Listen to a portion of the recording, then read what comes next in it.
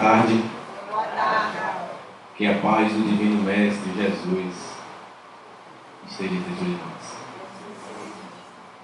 Bom, meus amigos, sem delongas eu vou reformar-se. Que possamos se manter em silêncio. Peço-lhes que desliguem os celulares ou então mantenham silencioso e que possamos aprender mais um pouquinho nessa tarde maravilhosa que Jesus nos abençoe.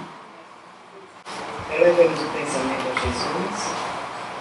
Nesse momento, as pessoas que estão vindo pela primeira vez, receba a energia desse ambiente, a espiritualidade da casa envolvendo cada um de nós, no equilíbrio, na paciência e no amor.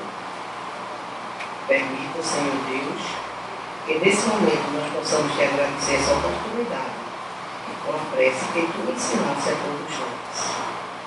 Pai nosso que estás no céu, santificado seja o vosso nome, venha a nós o vosso reino, seja feita a vossa vontade, assim na terra como no céu. O pão nosso de cada dia nos dai hoje. Perdoa, Senhor, todas as nossas vidas. Nos ensina, Senhor, a perdoar aqueles que porventura venham nos ofender. Não permita nunca, Pai, que possamos cair nessas tentações do universo, porque temos a certeza, Senhor, que Teu é o poder, é o reino e a glória. Que Jesus envolva cada um de nós, nesse momento, na paz e no equilíbrio. Que Jesus abençoe nós, hoje, amanhã e sempre. Com essa prece, damos por iniciado as palavras do nosso amigo Heraldo. Assim seja. Pessoal, boa tarde. Inicio, como sempre, agradecendo a oportunidade de estarmos aqui juntos, onde cada um é parte importante porque compõe o todo. E nesse agradecimento a cada um, vamos distribuir a responsabilidade com todos nós, porque o trabalho será o fruto do ambiente que realizamos aqui nesse momento. Eu creio que não há nenhuma dúvida, nós não estamos muito satisfeitos com o que ocorre atualmente no mundo. Né? Se a gente olha para um canto, a gente vê um estado islâmico, terrorismo, de modo geral. Se a gente olha para nossos irmãos passando fome, abandonados, raquíticos, se a gente olha para o nosso próprio Brasil, a gente encontra uma situação onde todos nós estamos sem saber realmente que rumos tomar. Significa então que nós estamos realmente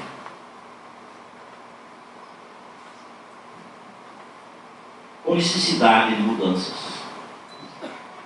Como sobre essa necessidade de mudança, a gente pode pensar em mudar o mundo. Vamos pensar em mudar o mundo que nós vivemos. Como eu disse aqui, que cada um é parte responsável por esse momento aqui, nós somos responsáveis também por esse momento do mundo.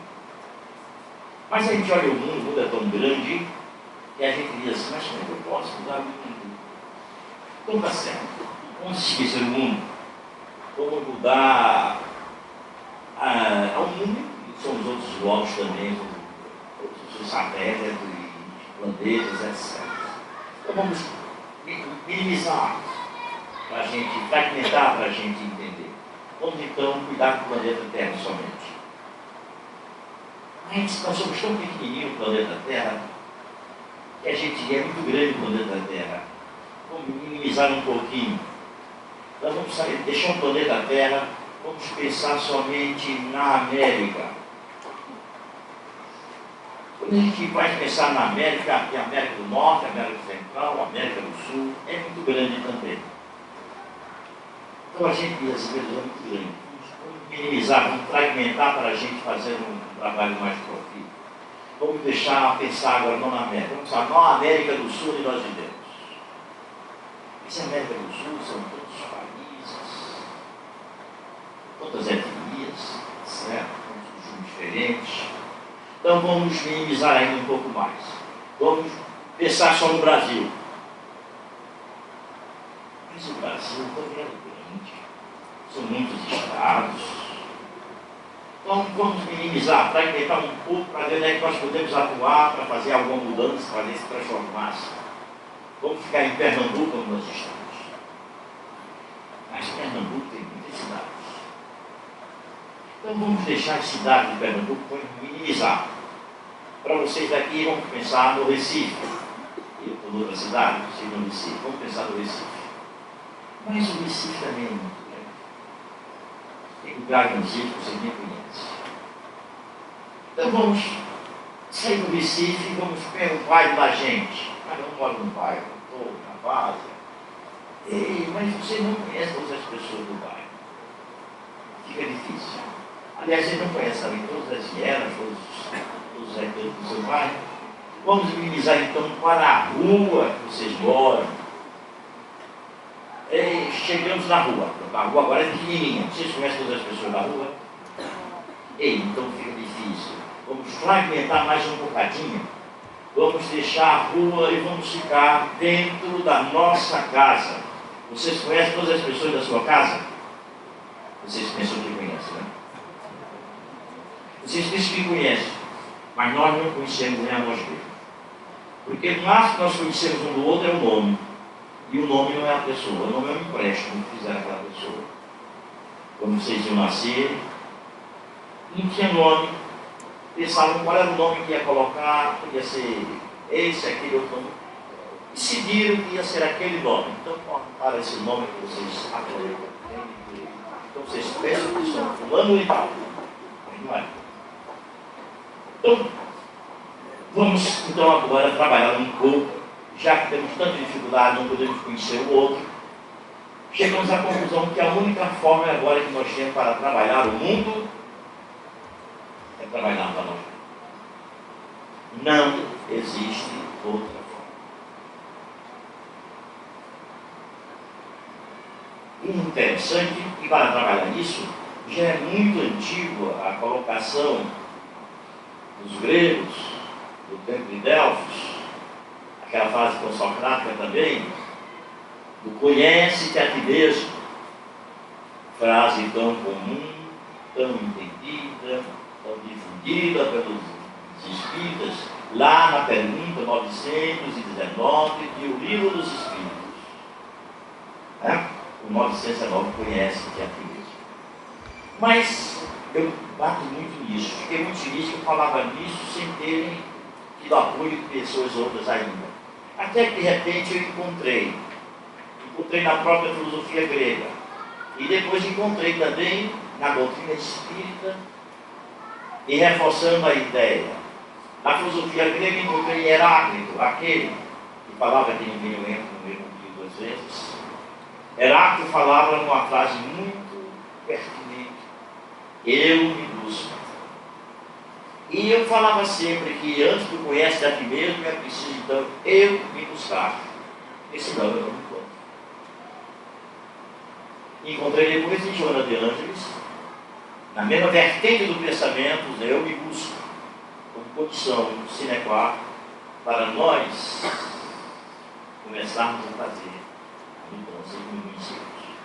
Então esse quadro aqui, quando digo mudar é preciso, eu digo que todos nós sentimos que precisamos mudar o mundo, o planeta, os continentes, os países, a cidade, os estados, a cidade, os bairros, a rua, e chegamos aqui a conclusão. Mudar a nós mesmos. É esse então o sentido que hoje nós vamos chamar.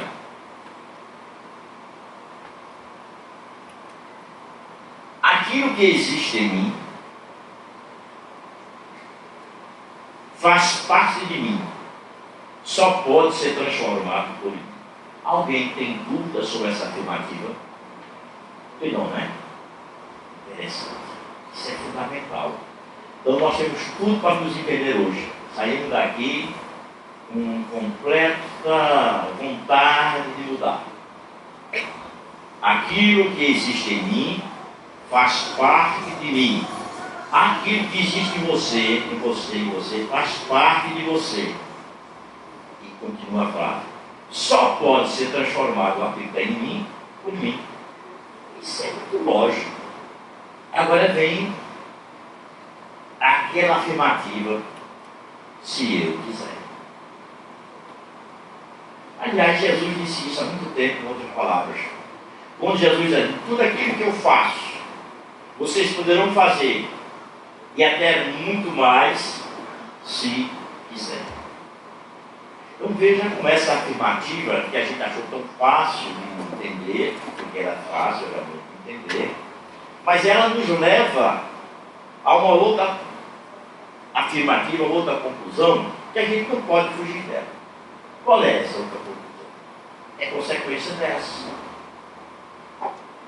Eu acho que você já adivinhou qual é a próxima frase. Se eu botar nada aqui, você já sabe. Dentro de você já sabe qual é a frase. É a frase lapidar de todos os nossos problemas.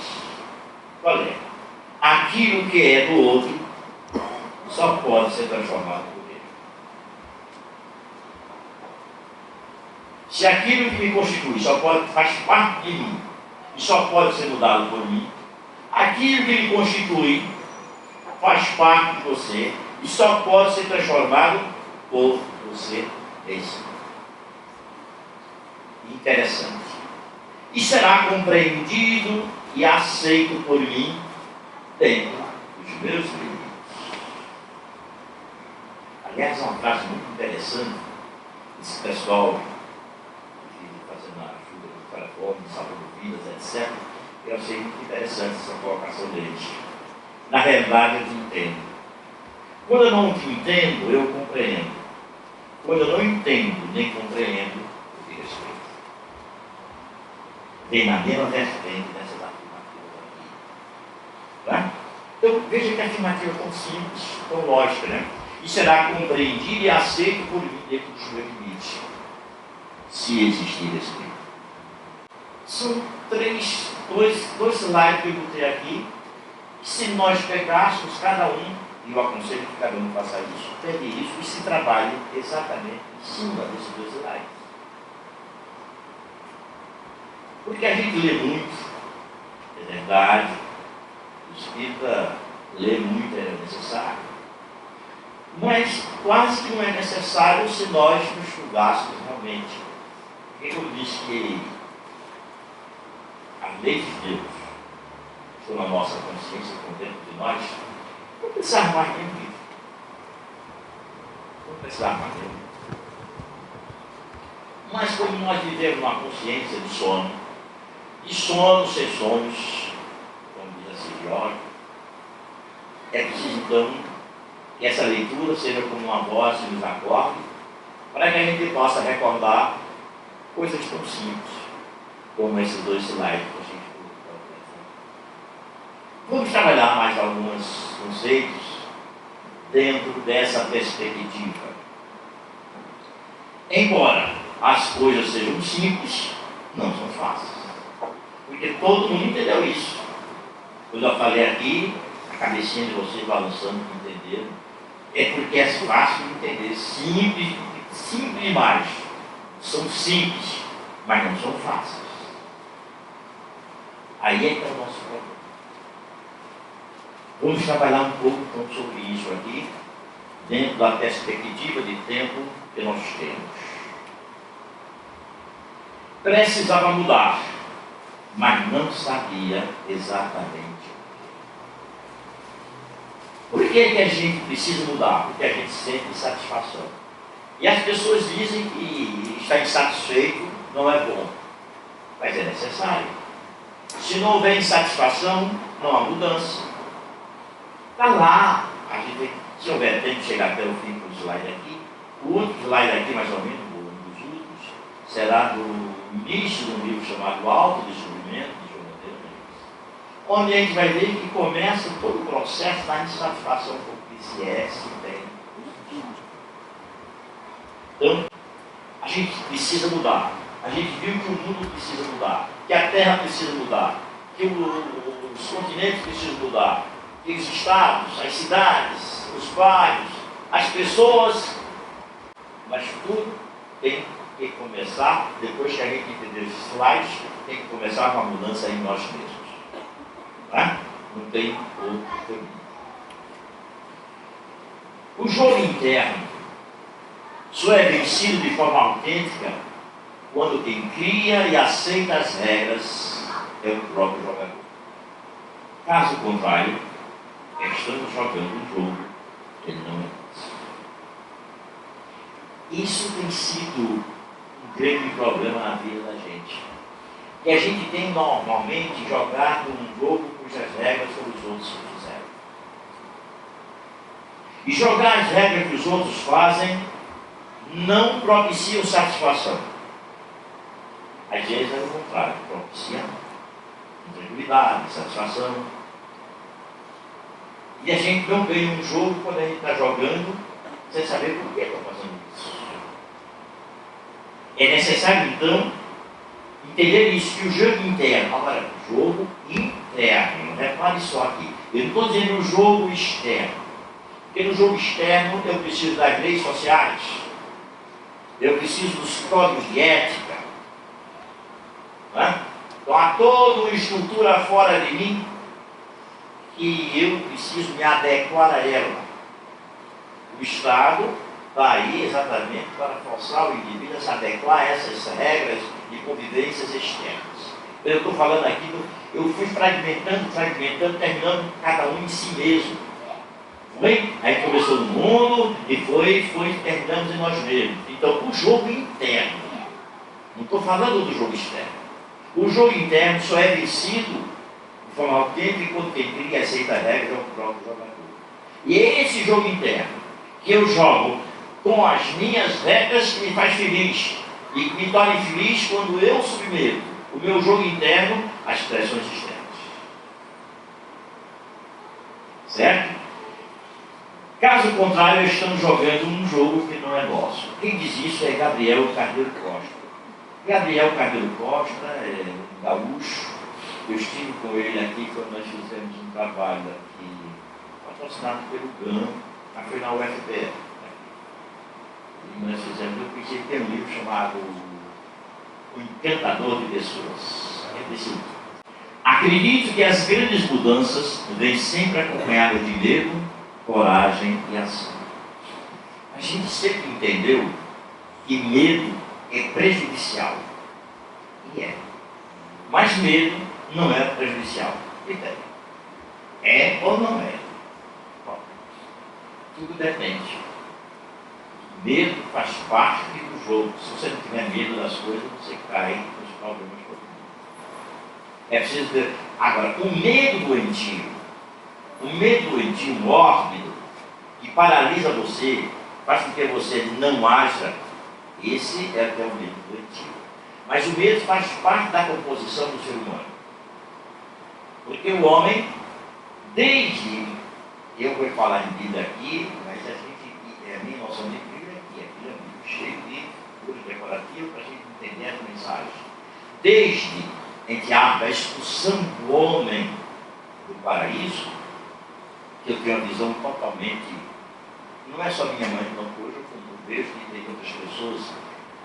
Essa semana mesmo eu estava lendo Janelas Invisíveis, de Amigo Suami, eu não falo de física quântica, e vem com essa mesma característica. Que a expulsão do homem do paraíso causa a expectativa do homem. Por quê? Porque até aquele momento de Adão e Eva no paraíso, né, o homem não tinha preocupação com nada. Só depois que ele comeu um fruto proibido, mas que fruto proibido? Da árvore do conhecimento, do sim, do não, do bem e do mal, veja logo, é o despertar da consciência. Porque antes Adão vivia como um animal, não tinha responsabilidade por nada. Só depois que ele tomou conhecimento do bem e do mal é que ele se enxugou nu, se viu nu e precisou se vestir. Mas ele estava toda a vida como os animais outros estavam. Isso é, ele não tinha consciência, não havia moral para Adão, não havia ali nem Eva, não havia moral nem imoral, era amoral, exatamente como os animais. Mas na hora que ele come aquele fruto, ele desperta a consciência do homem, e daí em diante, quando Deus diz assim, tudo simbolicamente, Comerás o pão com o suor do teu corpo, isto é, agora tu serás responsável por ti mesmo. Nos entrega a nós mesmos. Então é natural que o homem tenha esse medo e não seja o mesmo modo. Agora é comigo. É uma coisa profundamente natural e dá para a gente entender no simbolismo aí, né? Tem mais coisas simbólicas aí que nós não vamos adentrar hoje, não é o tema nosso hoje, esse daqui. Fique somente para a primeira observação. Não é o medo doentio. O medo doentio é esse daqui, olha. Paralisa você. Paralisado. Ou então, estoura seus minutos. Não, isso não é medo doentio.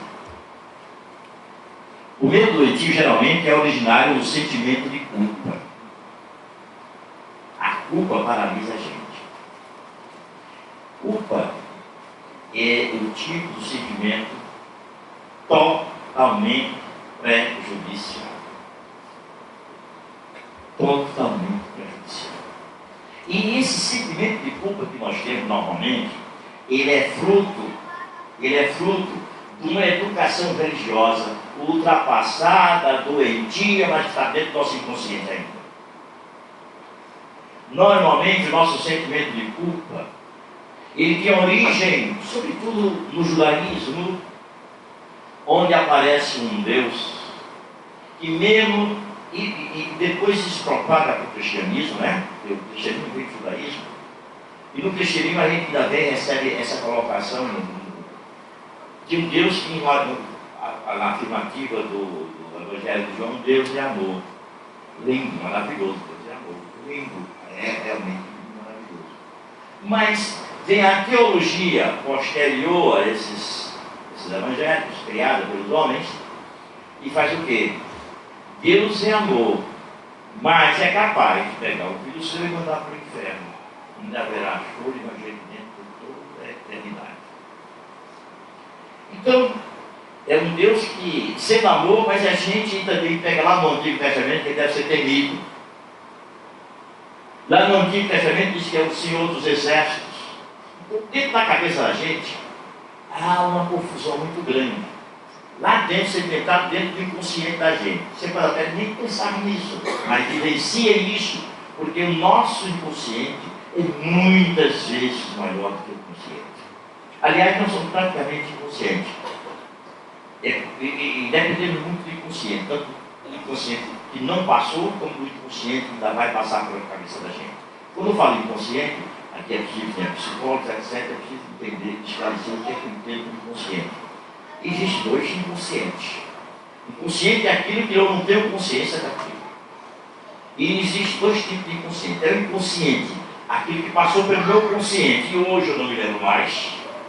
Estou inconsciente disso. Mas eu estou inconsciente daquele que não passou ainda e eu não tenho consciência disso. Então é inconsciente também. Então, eu dependo praticamente todos nós desse inconsciente. E o inconsciente da gente está pleno dessa teoria, porque nós fomos educados e talvez educamos nossos filhos dizendo a mesma coisa. Não faça isso não, o Papai do Céu briga. Isto é, a gente diz que Deus é amor, o Papai do Céu briga, o Papai do Céu castiga, e a gente fica numa dúvida muito grande. Olha, se Deus é um modelo de amor, é o nosso modelo de amor, e faz isso, e nós temos que entender, então, a nossa cabecinha não é cheia desse medo doentio, né? Vamos tirar isso da cabeça aqui, sabe por quê? Aqui eu vejo pelas pessoas aqui, muitos já criaram filhos, e eu pergunto aqui, eu sei que ser mais rápido, eu tenho uma pergunta boa. Por acaso, algum de vocês que foram pais ou mães aqui, que educaram seus filhos, que acontecido, por acaso, algum de vocês, quando os seus filhinhos pequenininhos não sabiam andar, estava tentando andar, e que ao tentar andar, levavam uma queda, caía, vocês, por acaso, quando eles caíam, vocês castigavam ele porque eles caíram? Hein? E por que Deus vai castigar a gente quando a gente não sabe andar e nem cai? Não é? É a mesma coisa, gente. Nós somos crianças espiritualmente. Se lembre que Allan Kardec, onde ele vai, é do ato à angelitude. Nós estamos ainda no período hominal, praticamente quase que no começo. Somos muito mais animais do que homens. Mas essas teologias impregnadas que a gente está aqui, nessa uma única existência para ser santo, é impossível, gente. É impossível. Pergunta 132 do livro do Pequeno Encarnamos, para ser perfeito. Pergunta 132, é o na frente, pergunta, por que reencarnamos? É outro já, né? Porque não voltar. Isto é, então as nossas quedas, por isso que Deus não tem mais nada a ver com as quedas. O pai não tem nada a ver com a queda do filho que está aprendendo cair e levar. Não, o pai ele espera somente ansiosamente que ele se levante, dá uma oportunidade para ele levantar novamente, no final, aprender a andar.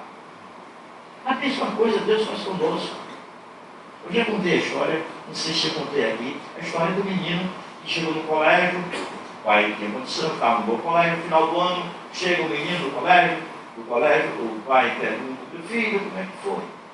Se arraba para ele. Aqui, bem envergonhado, mostra o resultado, o menino reprovado. E o que acontece? O pai diz, não problema não, meu filho. Seu pai pode. Para o ano, você volta para o colégio. Não tem problema. No outro ano, matriculado, no mesmo colégio, na mesma classe. Passa o ano todo. Final do segundo ano, lá vem o aluno. O pai pergunta, filho, como é que foi lá no colégio o resultado? E o aluno responde magistralmente, papai, aqueles professores têm marcação comigo, fizeram as mesmas perguntas. A gente ri, nós estamos rindo de nós mesmos. É a nossa própria história. A gente vai e volta, encarnação após encarnação, o pai rico, de um coração magnânimo, só bondade, só amor, que é Deus, nos permite voltar. Deus não tem nada a ver com esse sofrimento da gente, são nossos construídos, e agora nós temos que aprender a andar com as quedas, aprender a continuar a andar. Então, é esse o conceito que nós estamos aqui. Medo, essa frase é de Nelson Mandela. Aprendi que a coragem não é a ausência do medo, mas o triunfo sobre ele. Porque o medo é natural no ser humano. Ele é natural. Ele tempera, ele faz com que a gente calcule, se esforce para a gente avançar. Por isso ele é natural. Eu vou pular algumas provocações aqui e para cá. Raiva é um sentimento diferente de ódio. Ela é composta de muita energia.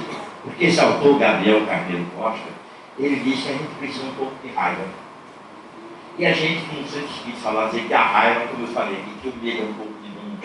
A pessoa, se não explicar, a pessoa vai dizer aqui, não entendi nada, dizer que o medo é bom. E ele diz também que a raiva também é preciso ter raiva, um pouquinho de raiva. E é necessário realmente. Quem é que está isento de raiva no nosso meio? Ninguém. Se ninguém está isento de raiva, porque a raiva é natural. Agora, o que você faz com a raiva, ou o que a raiva faz com você, aí é outro caso. Ele diz assim, a raiva é um sentimento diferente de ódio. E ela é composta de muita energia.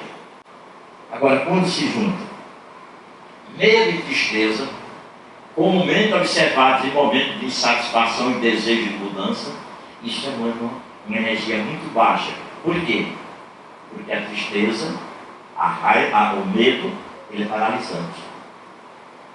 O medo e a tristeza faz com que você tenha um sentimento paralisante. Já a raiva não. A raiva é o contrário. Ele tem a raiva é algo do passado, raiva de algo do passado e prazer por algo no futuro. Veja aí agora. Raiva de algo do passado. Você não está com raiva de ninguém. Você está assim, essa raiva positiva, é a raiva de você mesmo. Meu Deus do céu, eu disse que não fazia mais isso e fez. Meu Deus do céu. Olha, não dá uma raivazinha? São Paulo, agora, isso é normal. São Paulo, que é São Paulo, né? O apóstolo dos gentios. O homem que, se não fosse ele, eu acho que não tinha chegado a mensagem do Cristo ao mundo. teria ficado restrito ali aos judeus. Foi ele que pegou a palavra do Cristo e levou lá para os gentios. Que é aquele livro de Paulo Estevão, que vocês forem ler, se der lindo, com tanta informação. Pois, aquele Paulo, com aquela têmpera, com aquela fibra, com aquela coragem,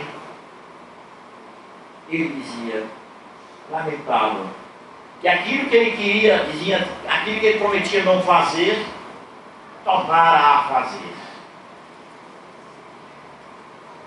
E aquilo que dizia que ia fazer, muitas vezes não conseguia fazer. Mas isso dá uma raiva, mas é uma raiva construtiva.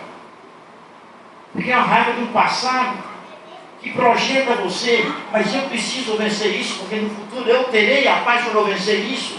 Veja que luta interna tem tudo a ver com o tema de hoje, transformar-se. Agora você quando cai, você fica com raiva da outra pessoa.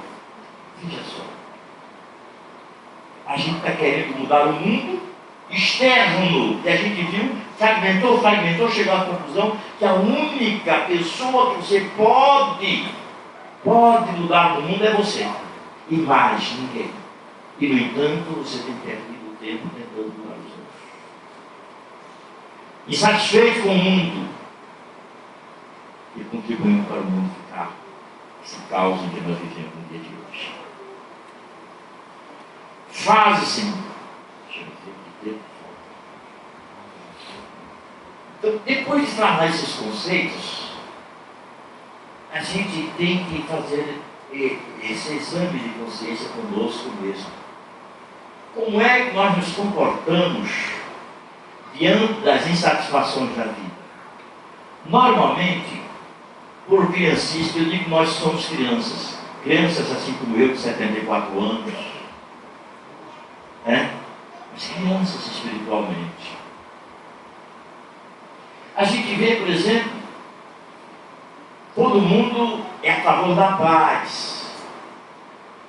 Se fizer uma passeada aqui, convidar você para fazer uma passeada aí, uma manifestação pela paz.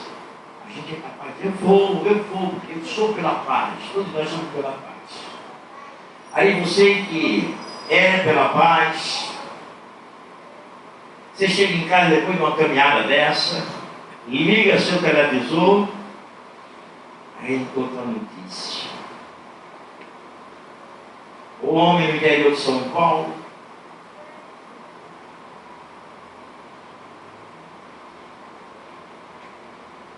estuprou e matou 2 jovens estudantes da zona rural. Aí você se enche de raiva de sangue desgraçado. Só estava com ele matando pela bandeira. Isto é, cadê a caminhada pela paz? Cadê a caminhada pela paz? Por que nós fazemos isso?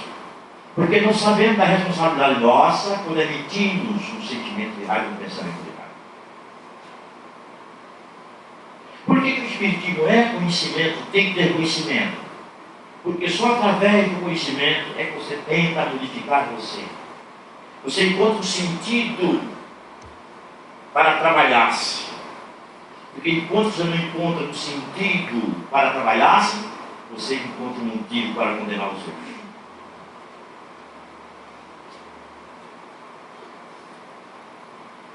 Não vamos dizer que vamos aplaudir a atitude daquele cidadão que matou, estuprou, abusou aquelas 2 jovens estudantes de São Paulo. Foi há algum tempo.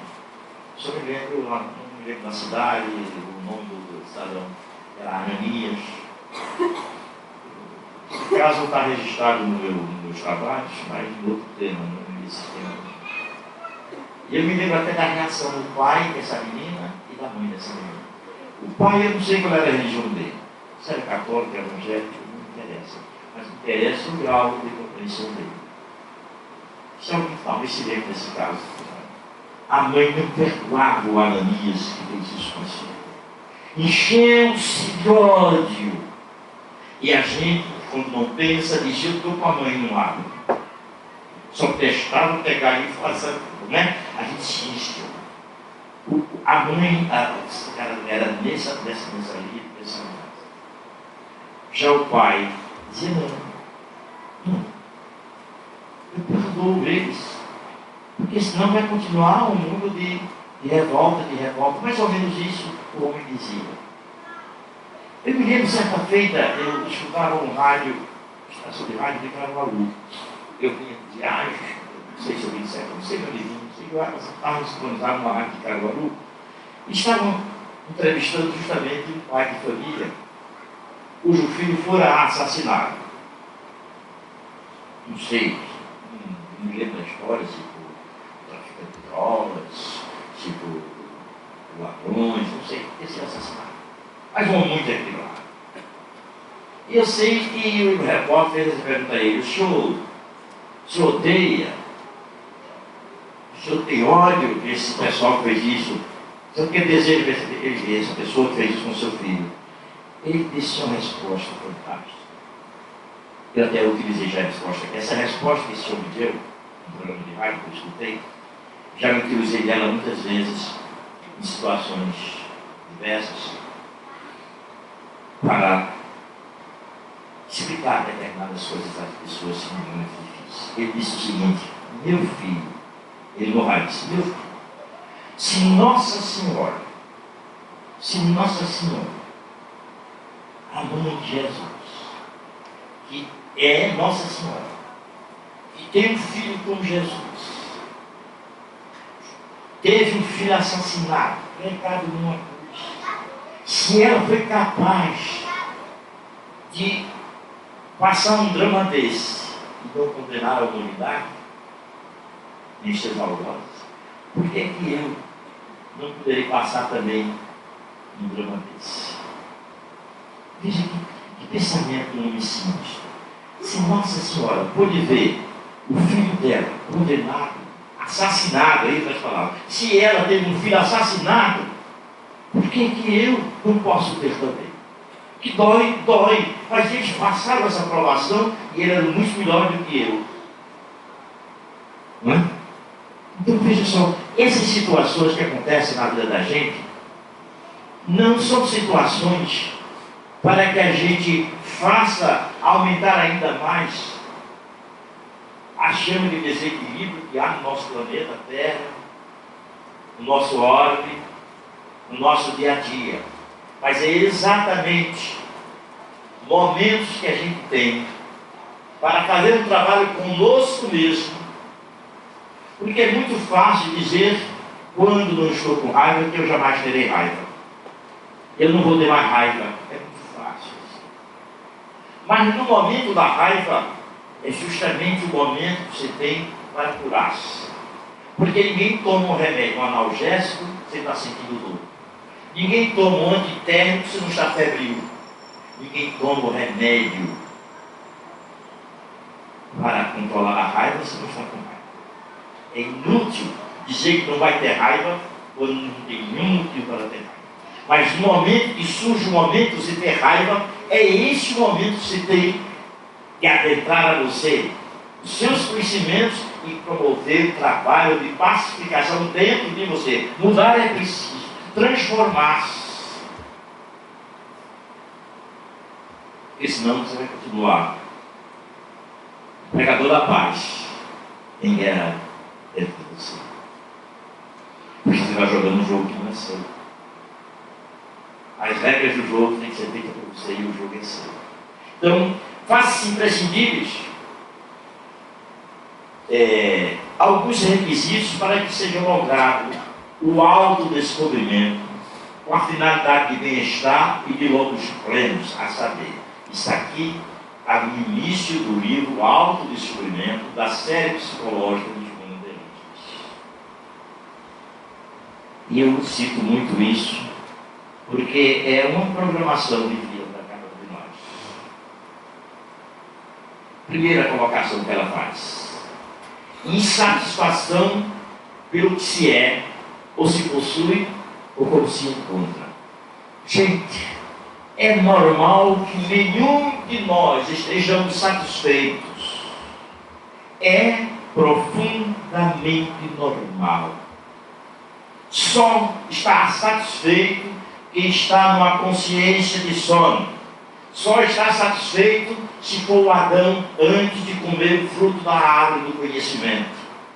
E quando você toma conhecimento, você vê que precisa mudar. E por que eu digo que nós todos estamos com essa insatisfação? Porque se você não estiver insatisfeito, das duas uma. Eu me lembro aqui, quando eu morava aqui, eu estava no Recife aqui, e apareceu faz tempo, no Shopping Plaza, um reunião, um baú bem grande, que era uma biblioteca daquela de Minas Gerais. E eu entrei no baú, preparando o livro, tenho mania de comprar livro. Tirei não, porque eu não tenho tempo. Mas de comprar é um vício. Eu entrei e, como era estreito, era um baú, né? Cheio de livros, assim, prateleira. Tinha duas senhoras conversando, enquanto a prateleira foi impossível não escutar a conversa delas. Escutei só esse pedacinho.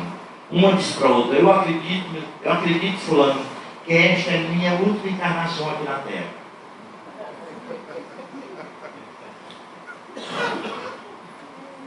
Eu parei, nunca esqueci.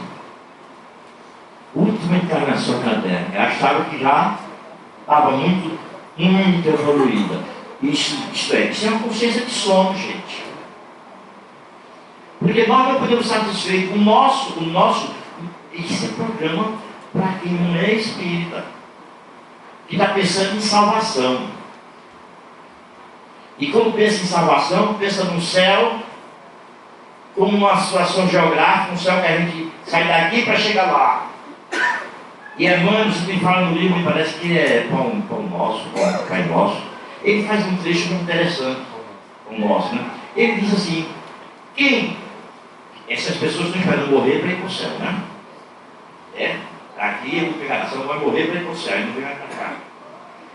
Emmanuel diz: quem está esperando morrer para ser feliz está doente do espírito. Eu vou sair daqui agora à noite e eu fazer um tempinho, vou falar um livro de Sepe, lá na Maria de Nazaré. Me pedi para falar sobre, me parece que é sobre o reino de Deus que está dentro de nós. Se o reino de Deus está dentro de nós, claro que não está em nenhum outro canto, é dentro de nós. E se você morrer, você vai continuar do jeito que é. Porque o reino do céu está dentro de você, você levou para onde você foi. Mas você não percebe o reino do céu aqui e agora, onde você está, lá você vai ficar do mesmo jeito, até mais confuso. Basta a gente que trabalha em reunião mediúnica, sabe muitas vezes das entidades que chegam lá revoltadas. Fui enganado. Morri e nada do que me disseram eu encontrei. Essa semana teve uma até que me disse: se a gente morresse era muito bom, mas eu não morri. Ele disse: não é para morrer mesmo, não. É para encontrar o reino do céu dentro de você. E você fica insatisfeito aqui e lá. Porque a morte nada mais é num livro de reumatismo, porque a gente fala em centro espírita é reumatismo. Se o reumatismo só tivesse coisa que não valesse a pena. Aqui coisas boas em todos os santos, né? No livro de reumatismo ele diz que a morte nada mais nada menos que é que você ir ao encontro de você mesmo. Você é o encontro de você mesmo. Ora, se você vai ao encontro de você mesmo, você tem a necessidade de mudar sempre aqui e agora. Que aqui e agora? Com aqui e agora de cada um, sempre aqui e agora. Aqui nessa dimensão nós estamos, é uma possibilidade. Quando passarmos para lá, vamos continuar trabalhando aqui e agora de cada um. Um processo contínuo de transformação.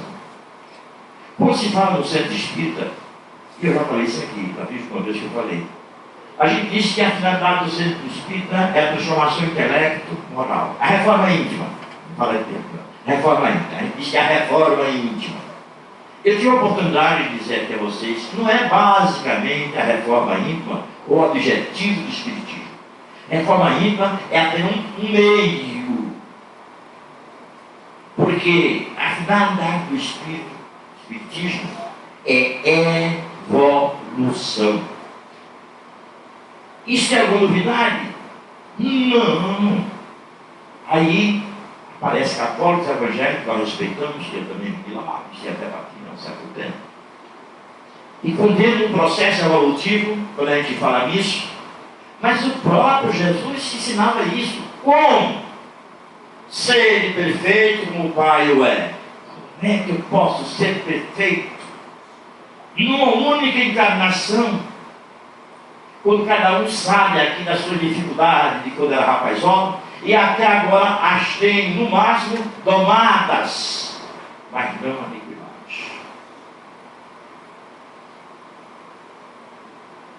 Então esse processo de satisfação, se você se tornou espírita, e foi ótimo você se tornou espírita, você sentiu uma mudança muito grande na sua vida, sentiu.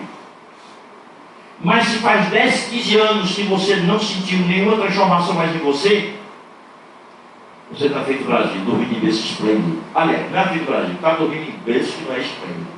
É o peso da perda de tempo. E perder tempo, como diz Pedro Valde, é crime contra a evolução. Então a necessidade nossa é encontrar a nossa insatisfação, não um castigo, porque muita gente, essa insatisfação, meu Deus, por que eu sou desse jeito? É um castigo, o que eu fiz? A insatisfação não é um castigo. É motivação ambiental para que você faça as suas mudanças necessárias. Ah, mas eu sofro muito. Bom, já repararam que o rio, quando vai caminhar, são as pedras do caminho que mais parece plantar? Ah, Geraldo, isso que o senhor fala é muito difícil. Eu digo, fácil na minha cabeça, até agora só trouxe música. Desejo sincero de mudança. Olha outra coisa. Desejo sincero de mudança. Porque existe muito desejo de mudança. Mas é que aconteça as mudanças. Não é que você faça a mudança. Isto é, você está sempre esperando que o externo mude. Você não está preocupado que o seu interno seja modificado.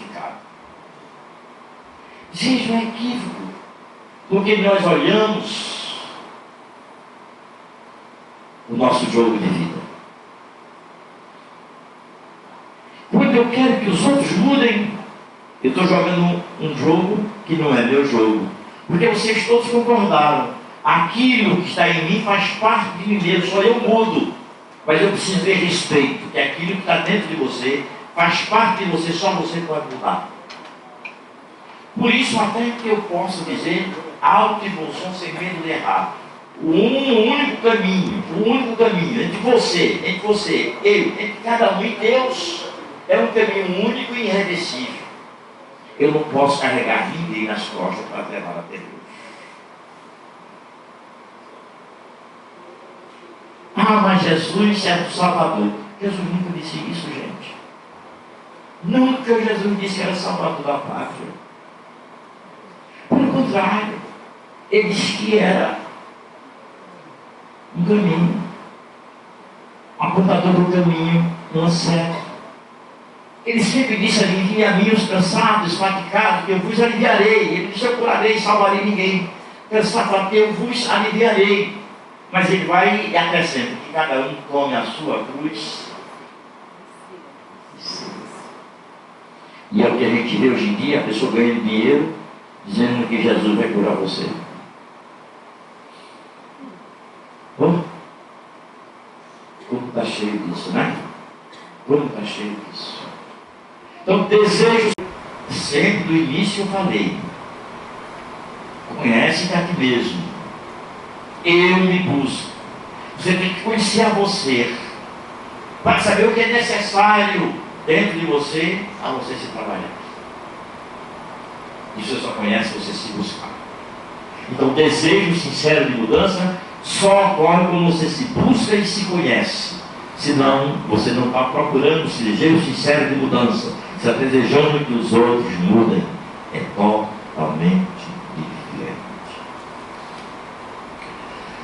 Outra coisa, persistência no tentando. Nós somos crianças, eu disse aqui. mas somos o mesmo.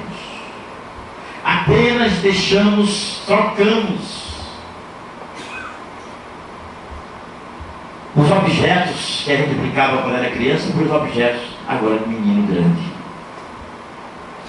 E quando era criança nós pensávamos que sabíamos de tudo e pensávamos que tudo era fácil. Você já viu como as crianças são? Você vai atacar o sapato dentro? Não, eu sei. Não sabe nem dizer eu sei, Deus sabe. Mas diz que sabe. Aí quando vai tentar, não consegue. Mas ela pensa que sabe o que faz. Nós somos essas crianças que ainda temos na cabeça que o mundo, a gente veio para o mundo fazer piquenique.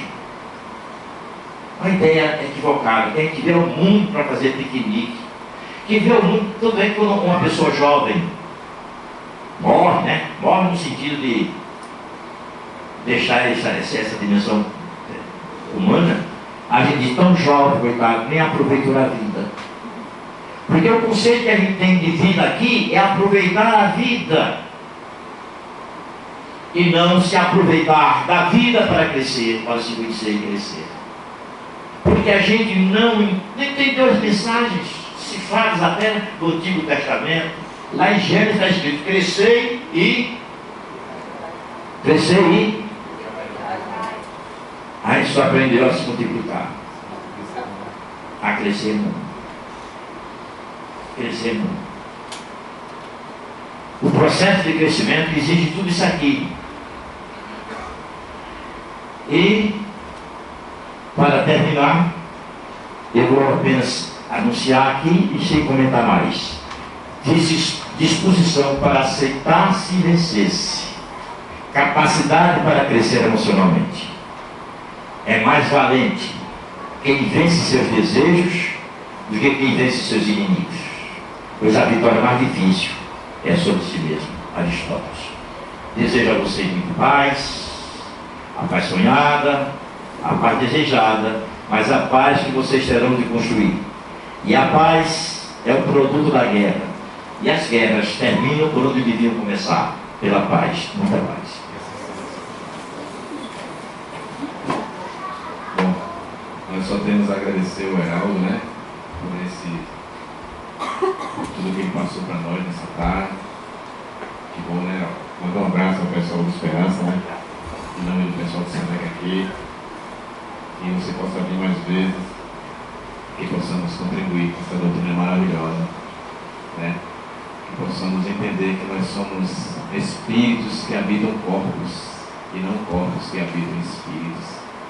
Precisamos evoluir, meus irmãos. E é só assim, reformando-se, que conseguimos ir para frente. Bom, eu vou passar para a nossa amiga Carla, que ela vai fazer a prece final. O passe hoje vai ser coletivo. Os trabalhadores já se encontram na posição.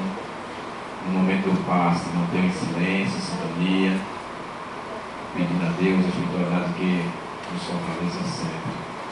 Eu vou pedir a vocês que no momento do passe, lembrem de uma pessoa, um amigo meu que desencarnou,